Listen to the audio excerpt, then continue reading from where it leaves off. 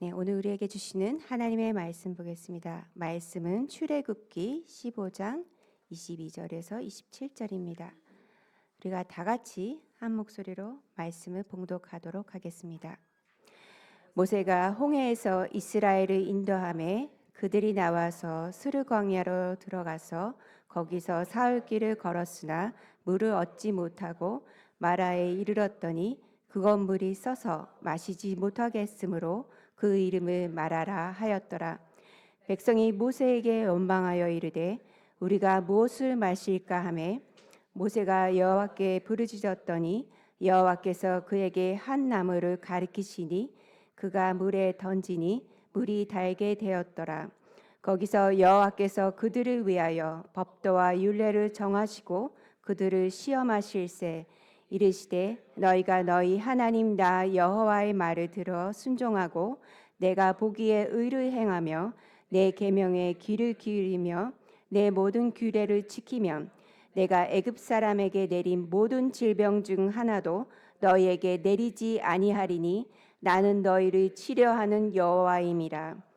그들이 엘렘에 이르니 거기에 물샘 열둘과 종로나무 70그루가 있는지라.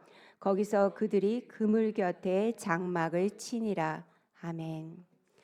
이 시간에 신스미 전사님께서 마라의 쓴물과 단물이란 제목으로 말씀 전해 주시겠습니다.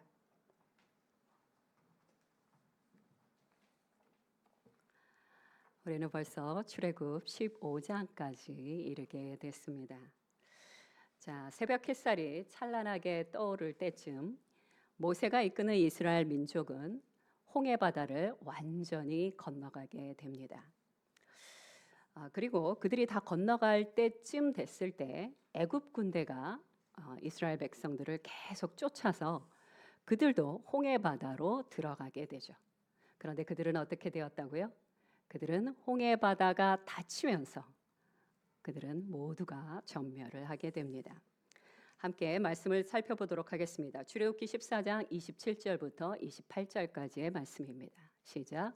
모세가 곧 손을 바다 위로 내밀매 새벽이 되어 바다의 힘이 회복된지라.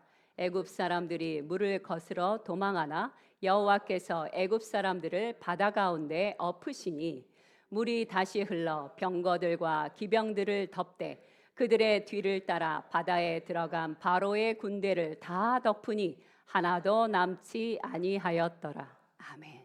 여러분 성경을 자세히 보면요, 아직 이스라엘 백성들이 완전히 홍해에서 나가기 전에 애굽 군대가 들어온 것입니다. 그리고 그들 모든 군대가 홍해 바다에 다 들어올 때쯤 이스라엘 백성들이 나가는데 중요한 것은 갑자기 확 이렇게 바다가 가득 찬 것이 아니라 저쪽 애굽 군대가 있는 데서부터 바닷물이 찼다라는 것을 우리는 성경을 통해 확인할 수 있습니다. 이 사건을 통해서 이스라엘 백성들은요 430년 동안의 종노릇, 애굽에서의 종노릇을 그 과거의 역사를 완전히 청산하게 됩니다. 그리고 또 한 가지가 있죠. 그들은 애굽을 출애굽했기 때문에 광야를 걷다 보면 어떤 마음이 들까요? 언젠가 애굽 사람들이 우리를 쫓아오지 않을까? 이것에 대한 두려움도 완전히 사라지게 된 것입니다. 이 엄청난 광경을 보던 이스라엘 백성들은요 하나님의 기이한 기적에 대하여 감사하고 승리의 노래를 부르기 시작합니다. 좀 길기는 하지만 함께 봉독하도록 하겠습니다. 출애굽기 15장 20절에서 21절 말씀입니다. 시작. 아론의 누이 선지자 미리암이 손에 소고를 잡음에 모든 여인도 그를 따라 나오며 소고를 잡고 춤추니 미리암이 그들에게 화답하여 이르되 너희는 여호와를 찬송하라. 그는 높고 영화로우시며 말과 그 탄자를 바다에 던지셨음이로다 하였더라. 아멘. 이스라엘은 이렇게 하나님을 향한 강한 믿음과 확신으로 그들은 하나님께 축제를 올려드렸습니다. 자, 하나님께 향한 이 축제가 끝나자마자 그들은 곧바로 가나안을 향해 출발하게 됩니다. 그런데 성경에 보니까 3일 동안 그들이 술 광야, 우리 성경에 수루 광야라고 나왔는데요. 술 광야를 3일 동안 지나는 동안 물을 만나지 못하게 됩니다. 여러분, 사막하면 가장 귀한 것이 뭘까요? 물입니다. 기름 아닙니다. 물이 없으면 죽는다는 걸 누구나 다 알고 있어요. 그런데 3일 길을 갔는데요. 물을 만나지를 못했다 이것입니다. 자, 그들 곁에 구름 기둥과 불 기둥이 없었습니까? 있었어요. 구름 기둥과 불 기둥이 있는데도 불구하고 그들은 물을 만나지 못한 것이에요. 가끔 많은 믿는 분들 중에 이렇게 말씀하시는 분들이 계십니다. 하나님이 우리와 함께 하시면 우리의 인생에는 어려움이 절대 일어날 일이 없다. 이렇게 확신하며 말하시는 분들이 계십니다. 그러나 그렇지 않다는 것이에요. 구름기둥과 불기둥은 분명히 하나님의 현존을 의미하는 것입니다. 그럼에도 불구하고 이스라엘 백성들에게 목마름이 찾아온다는 사실입니다. 이제 막 자유인이 된 이스라엘은요, 아직은 약속의 땅에 들어갈 만한 성숙한 믿음도 영혼도 되지 않은 상태입니다. 그들은 가나안 땅에 들어가기 전 어느 기간 광야에 있는 동안 믿음과 영성과 능력이 반드시 자라야만 됩니다. 여러분, 중학교를 졸업해야 고등학교를 갑니다. 고등학교 졸업장이 있어야 대학에 갈 수 있습니다. 이스라엘 백성들이 애굽에서 출애굽했지만 그들은 광야를 통과하는 동안 반드시 가나안에 들어갈 만한 자격이 갖춰져야 하는 것입니다. 하나님은요, 우리의 영적인 성장을 위해 많은 일을 해주십니다. 특히 크게 두 가지로 요약할 수 있는데요. 그 첫 번째는 무엇입니까? 우리를 죄에서 자유케 하여 주십니다. 우리의 영혼을 구원해 주십니다. 그렇죠? 구원은 전적인 하나님의 은혜입니다. 우리의 수고가 없어요. 우리의 구원은 예수 그리스도의 십자가의 보혈의 피로 이루어진 것이지 우리의 선함이나 우리의 예쁨이나 우리의 능력이나 그 어떤 것도 구원을 가져다 줄 수 없습니다. 이것은 마치 무엇과 같냐면요, 애굽에서 열 재앙을 내린 것은 이스라엘 백성들의 수고였습니까? 아니요, 하나님의 전능하심이었습니다. 그러므로 우리는 이스라엘 백성들이 출애굽한 것은 전적으로 하나님의 은총이었다라고 말합니다. 똑같습니다. 우리의 영혼의 구원도 전적인 하나님의 은혜입니다. 그러나 두 번째 은혜는 다릅니다. 두 번째 은혜는 무엇입니까? 하나님은 우리의 인격, 우리의 삶 전체도 구원하시기를 원하십니다. 자, 이렇게 죄로 강팍해서 오염된 자아에서 우리를 회복시켜주는 이 두 번째 구원은요, 이 과정을 우리는 뭐라고 부르냐면 어떤 분들은 광야학교라고도 부르고 어떤 분들은 하나님이 자신의 자녀를 자라게 하신다라고도 만들고요. 또 어떤 분들은 이것을 신학적으로 성화의 과정이다 이렇게 부르기도 합니다. 성경에는 하나님께서 우리를 통해서 역사하시는 것보다, 잘 들으시기 바랍니다, 우리 안에서 역사하신다는 말씀이 자주 나옵니다. 자, 나를 통해서 하나님이 역사하시는 것과 내 안에서 하나님이 역사하시는 것은 분명히 다른 것입니다. 한번 말씀을 살펴보겠습니다. 빌립보서 1장 6절 말씀입니다. 시작. 너희 안에서 착한 일을 시작하신 이가 그리스도 예수의 날까지 이루실 줄을 우리는 확신하노라. 자, 이 빌립보서 말씀은요, 우리 안에서 역사하시는 하나님의 일을 말씀하십니다. 에베소서 1장 4절 후반절 말씀 함께 보겠습니다. 시작. 우리로 사랑 안에서 그 앞에 거룩하고 흠이 없게 하시려고, 우리를 변화시킨다는 뜻이죠. 자, 이렇게 하시는 그 최종 목표가 무엇입니까? 베드로후서 1장 4절 후반절에 나오게 됩니다. 시작. 신성한 성품에 참여하는 자가 되게 하려 하셨느니라. 한 문장으로 만든다면 예수 그리스도의 장성한 분량까지 자라게 하신다. 이것이 바로 하나님이 우리를 위하여 일하시는 두 번째 일이라는 것이에요. 첫 번째는 뭐예요? 영혼을 구원하시고, 두 번째는요, 우리의 모든 전 인격을 자라게 하신다는 것이에요. 근데 이 자라게 하는 이 모든 과정을 뭐라고 부르냐? 광야 학교, 성화의 과정, 이렇게 부른다는 것입니다. 하나님은 이미 구원받은 백성을 예수 그리스도의 장성한 분량까지 자라게 반드시 하십니다. 그런데 이 광야 학교에서부터는요, 이 성화의 과정에서부터는요, 하나님의 인도하심과 이스라엘의 자유 의지가 함께 합을 맞추어서 나아가야 합니다. 출애굽은 하나님의 전적인 은총이라면 자라게 되는 것은 누구의 의지가 필요해? 우리의 의지. 여러분, 자전거 다 배우셨죠? 자녀에게 자전거를 배우게 하려면 어떻게 해야 돼요? 아버지나 어머니가 자, 잘 봐 하면서 계속 엄마랑 아빠만 타면 어떻게 돼요? 아이는 절대 자전거 못 배웁니다. 아이가 자전거 배우려면요, 아이가 스스로 자전거에 올라타서 자꾸 넘어져야만 자전거 배울 수 있습니다. 또 수영 배우려면 어떻게 해야 돼요? 잘 봐, 엄마가 하는 거. 그러면서 아무리 엄마가 수영을 잘해도 아이 못 배웁니다. 아이가 물속에 들어가서 물 먹고 막 코로 물 들어가고 뭐 이 난리를 쳐야 겨우겨우 수영을 배울 수 있습니다. 광야의 과정이란 어떤 것입니까? 똑같습니다. 자꾸 넘어지게 되고요.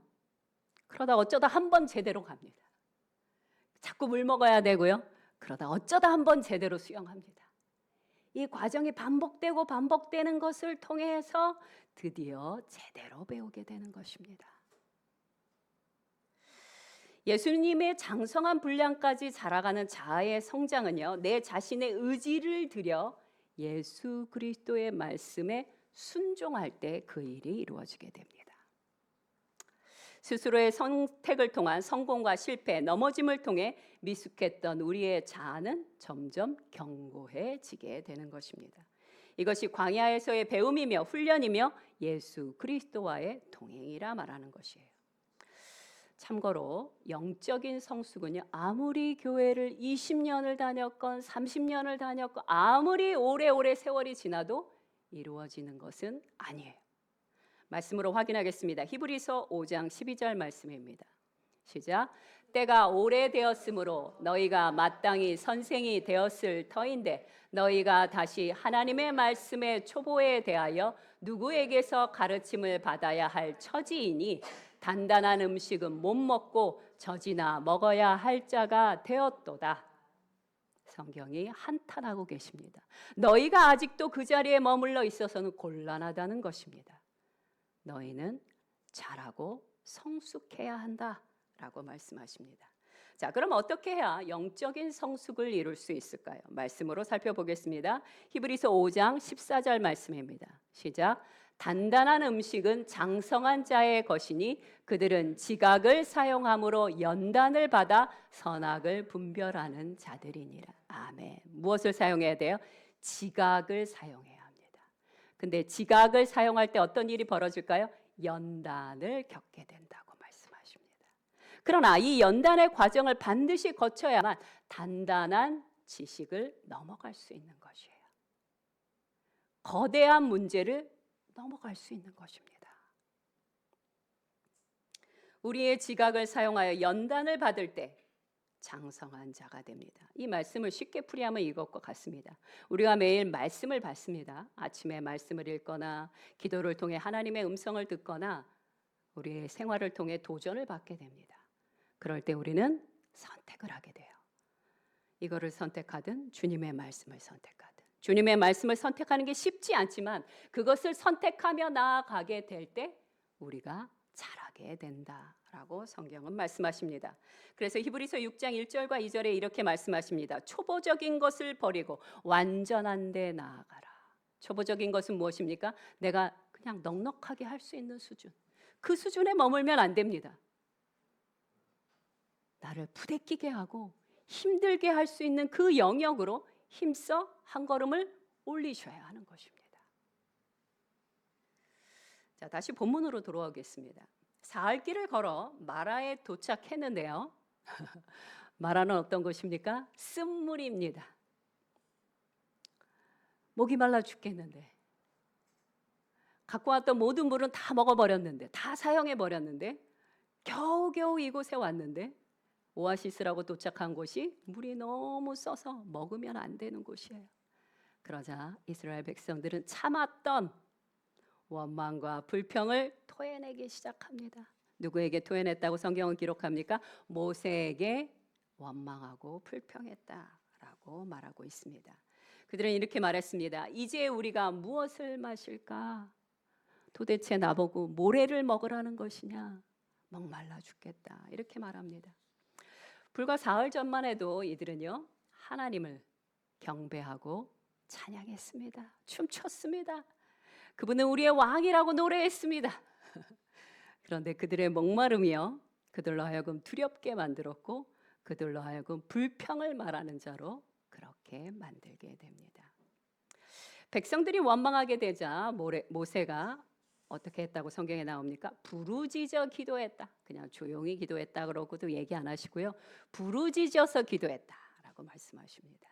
근데 여기서 부르짖다는 뭐라고 히브리어로 말하냐면 차크라고 합니다. 이 차크의 뜻이 뭐냐면요, 엄청난 고통 속에서 도움을 요청하는 절규하는 부르짖음. 모세의 절절한 그 애절함이 느껴지는 부분입니다. 차크. 모세는요, 마음이 무너졌어요. 하나님, 백성들이 저를 향하여 손가락질합니다. 하나님을 향하여 원망합니다. 마음이 아픕니다. 주님, 물을 주시옵소서. 우리도 막막하고 답답할 때 모세처럼 기도해야 합니다. 부르짖어야 합니다. 물론 조용히도 기도할 수 있지만 마음이 너무 깨졌어요. 너무 아프고 상해요. 그럴 때는 부르짖어 기도하시기 바랍니다. 이 기도는 예수께서 가르쳐 주신 방법이기도 합니다. 누가복음 11장 10절 말씀을 함께 보도록 하겠습니다. 시작. 구하는 이마다 받을 것이요, 찾는 이는 찾아낼 것이요, 두드리는 이에게 열릴 것이니라. 아멘. 여러분, 계속 두드릴 수 있는 거는요, 그 안에 누가 있다는 것을 확신해야만 두드립니다. 아무도 없나 봐. 아무도 내 요구사항은 들어주지 않을 것 같아. 그럼 어떻게 할까요? 멈춥니다. 근데 그 안에 누가 있어요. 그럼 어떻게 합니까? 끝까지 두드립니다. 제가 예전에 첫째를 임신했을 때 잠이 막 너무 쏟아졌어요. 그래서 제가 원래 잠기가 밝은데 목사님이 집에 도착했는데도 제가 잠을 자고 있었는데 목사님이 아무리 띵똥띵똥해도 제가 깨어나지 않았던 거예요. 그러자 목사님이 제 창문 있는 데로 와서 문을 막 두드렸습니다. 왜요? 제가 거기에 있다는 걸 확신했기 때문이에요. 주님이, 하나님께서 내 기도를 반드시 들어준다는 것을 확신하는 분들은 끝까지 두드립니다. 주님, 열어주시옵소서. 물을 주시옵소서. 200만 명이나 되는 이스라엘 백성들에게 물을 주시옵소서. 자, 모든 일이 불가능해 보일 때 마라의 쓴물 쳐다보지 마시고요, 믿음의 주여 온전케 하시는 예수 그리스도를 바라보시기 바랍니다.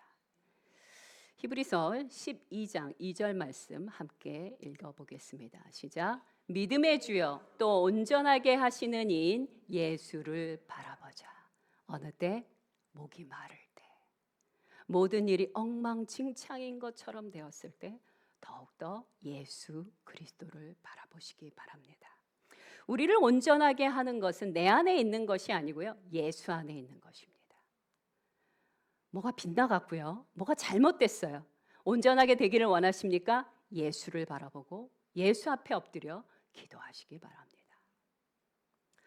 자, 모세가 물을 달라고 부르짖자 하나님께서 응답해 주십니다. 출애굽기 15장 25절 후반절 말씀 한 번 더 읽겠습니다. 시작. 여호와께서 그에게 한 나무를 가리키시니 그가 물에 던지니 물이 달게 되었더라. 써서 먹을 수도 없던 물이 갑자기 스윗해졌어요. 이 나무가 굉장히 특별한 나무였을까요? 아니요, 그렇지 않습니다. 모세가 마라의 그 오아시스에 던진 나무처럼 우리 신앙에도 마라처럼 쓰디쓴 인생을 생명으로 바꾸어주는 한 나무가 존재합니다. 말씀으로 확인하겠습니다. 베드로전서 2장 24절 초반절 말씀입니다. 시작.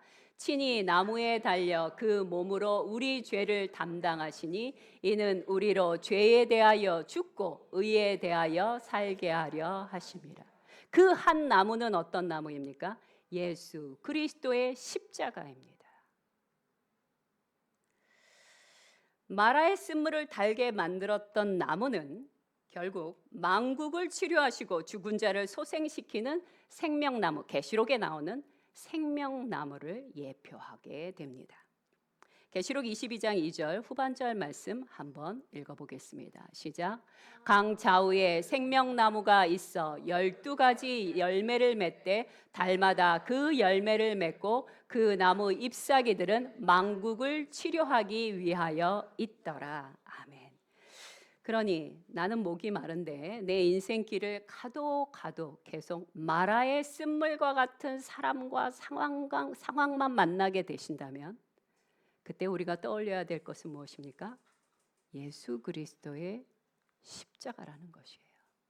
예수 그리스도의 십자가의 구원을 반드시 떠올리고 그 앞에 나아가셔야 하는 것입니다. 인생의 쓴물이 구원의 생수로 바뀌는 은혜가 예수 그리스도의 십자가에 있습니다. 계시록 7장 17절 말씀 한번 확인하겠습니다. 시작. 이는 보좌 가운데에 계신 어린 양이 그들의 목자가 되사 생명수 샘으로 인도하시고 하나님께서 그들의 눈에서 모든 눈물을 씻어 주실 것입니다. 아멘. 오늘 나오는 말씀들은 정말 너무 아름다운 말씀들입니다. 우리의 모든 눈물을 주께서 씻어 주십니다. 그리고 우리의 마른 목을 그분의 생명의 생수로 죽여주시는 것입니다.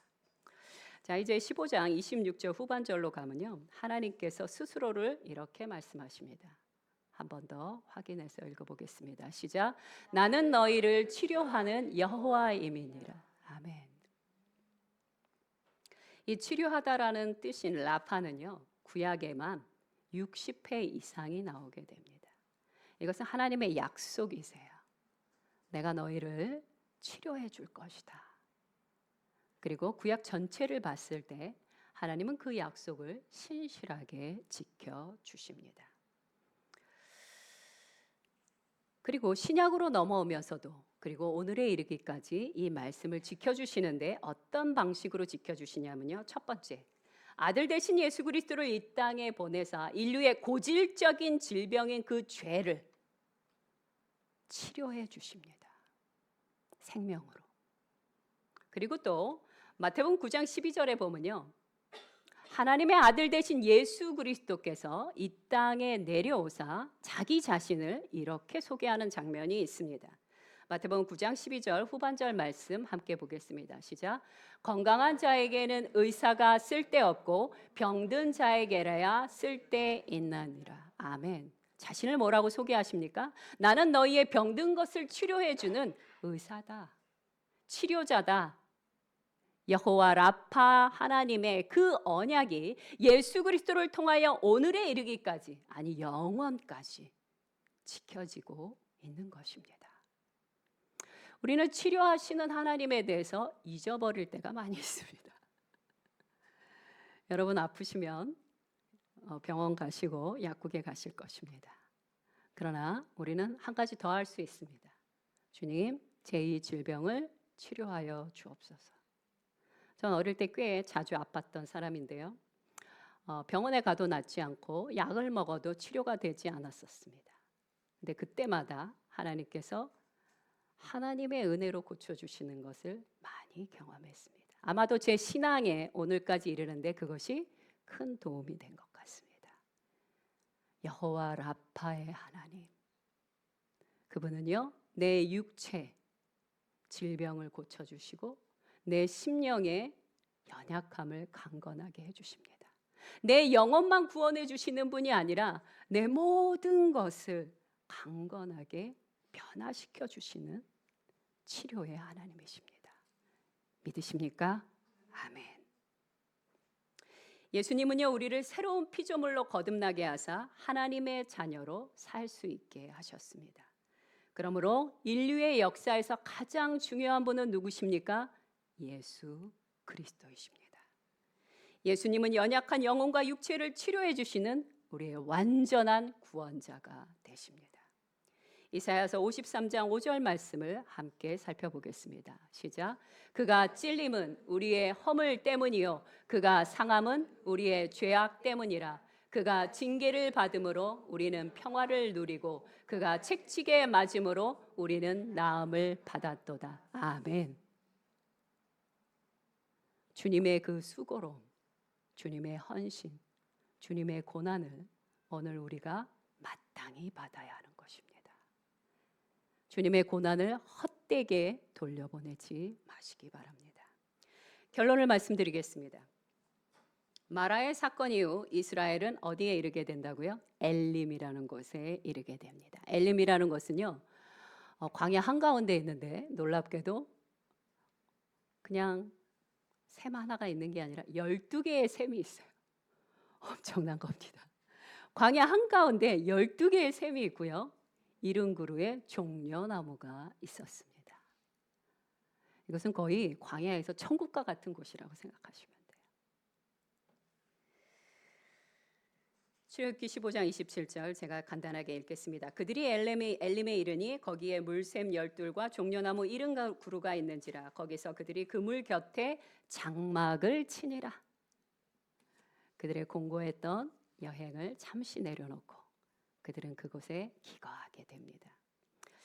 자, 오늘의 제목이었던 마라는 어떤 곳이었냐면 시험의 장소가 맞습니다. 시험에 들면요, 누구도 예외 없이 이런 반응을 보이더라고요. 마치 단 한 번도 하나님의 은혜를 경험해 보지 않은 사람처럼, 마치 단 하루도 좋은 날이 없었던 사람처럼 반응합니다. 우리가 부부싸움 하다 보면 이런 현상을 자주 보게 되죠. 마치 단 한 번도 상대를 사랑해 본 적이 없는 것처럼, 단 한 번도 나는 사랑을 받아본 적이 없는 사람인 것처럼 원망과 불평을 마구마구 토해냅니다.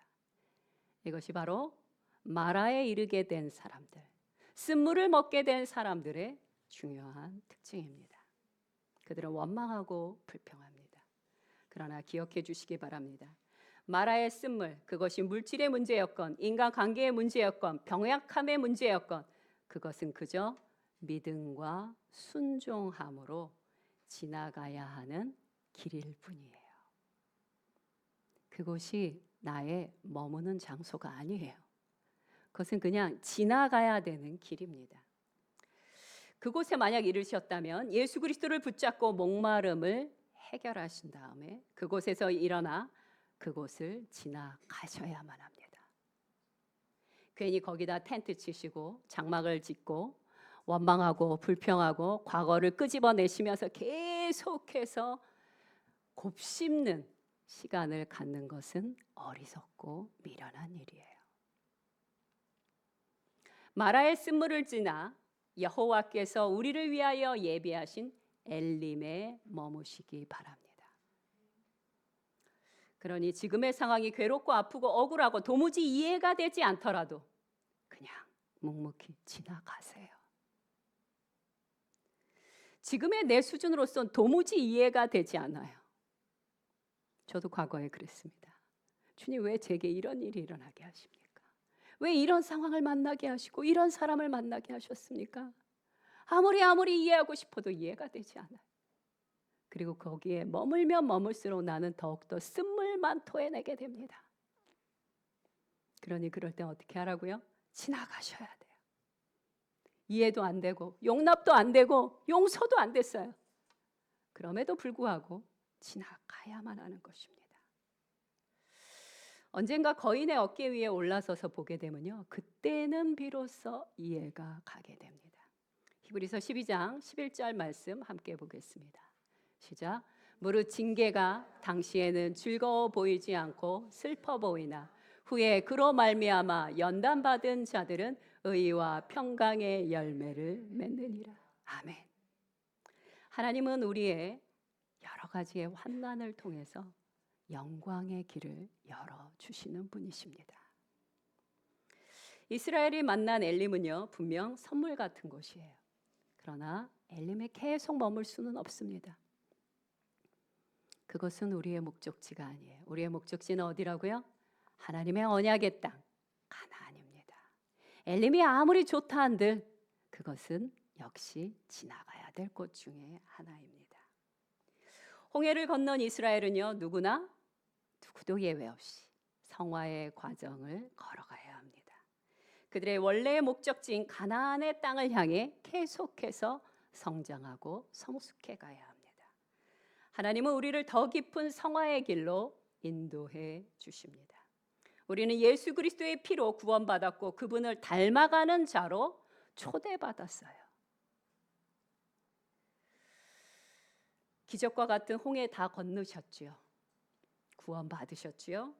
그럼 이제 본격적으로 예수의 성품과 영성과 능력을 닮아가셔야 합니다. 내 마음과 삶을 불편하게 하는 마라의 쓴물들, 그 쓴물은 어떻게 지나가야 됩니까? 부르짖는 기도로 넘어가시고요. 그 다음에 하나님의 깜짝 선물인 엘림을 기대하셔도 괜찮고요.